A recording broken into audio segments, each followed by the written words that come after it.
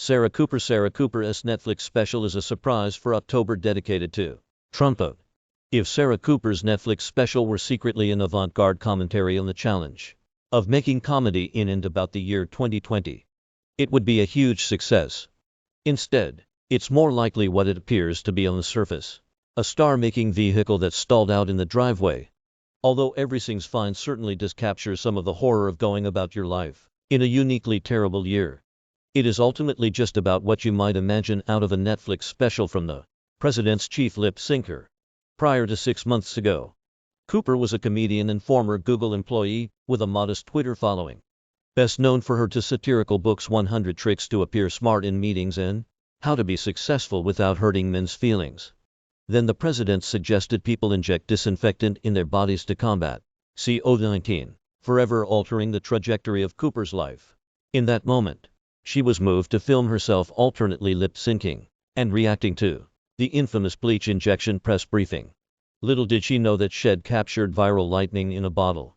Although she initially uploaded the video dubbed How to Medical to TikTok, Twitter is where it blew up, earning 23 million views and high-placed fans such as Ben Stiller and Jerry Seinfeld.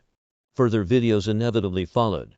What made Cooper's lip syncs so compelling in a sewer of vapid Trump content is how she provided visual proof that the president often comes across as a spicy, if spaced out, toddlers and tiaras contestant. Although Cooper's expressive face and sharp editing choices bring more to the table than a simple gender flip, her femininity further punctured his macho myth-making.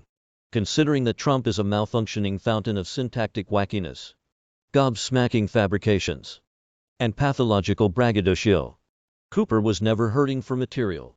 Her resulting videos catapulted the comic to instant fame online and beyond.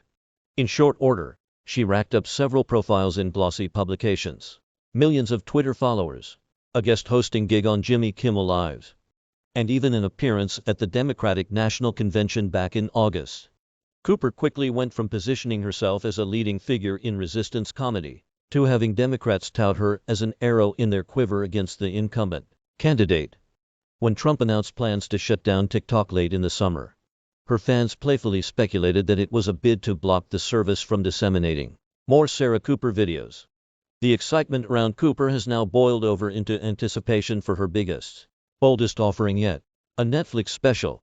By dropping the special 1 week out from arguably the most important election in modern history, Netflix is signaling that it considers Everything's Fine something of an October surprise, a slightly preemptive victory dance on Donald Trump's political grave. If anything, however, it's more of an October surprise in Trump's favor, a gift to MAGA diehards who think they've gotten better at comedy than liberals and leftists.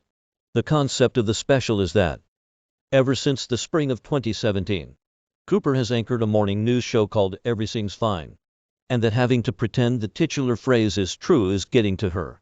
The news show setting is a framework that allows for guests like Megan Thee Stallion, fake commercials and infomercials, snippets of other programming, and appearances from a harried weather lady.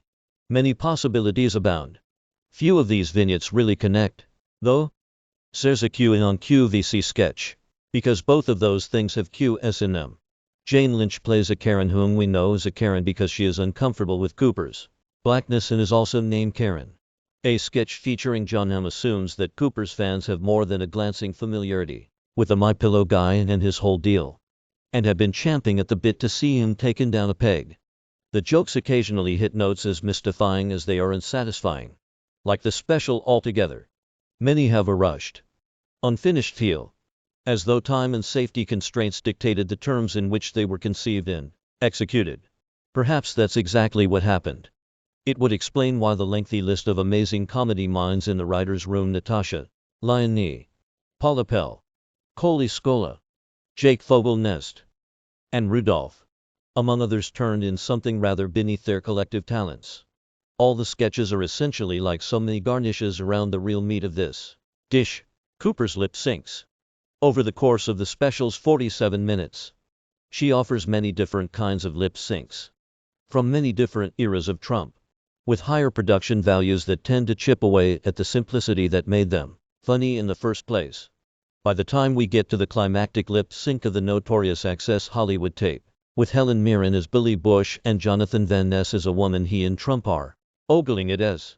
Could be clear to anyone watching what an empty exercise it is to build an entire special around lip-syncing to Donald Trump. As short Insta videos mocking whatever bonkers bon mot Trump just made in real time. They were funny, urgent, and refreshing. In this format, however, they're the synthesis of 4 years of Trump-era SNL cold opens. Famous guest-assisted rehashes of moments we've already processed. They're not making points. They're not changing minds. They're patting viewers on the back for recognizing that Orange Man bad. A service one never need leave Twitter to receive.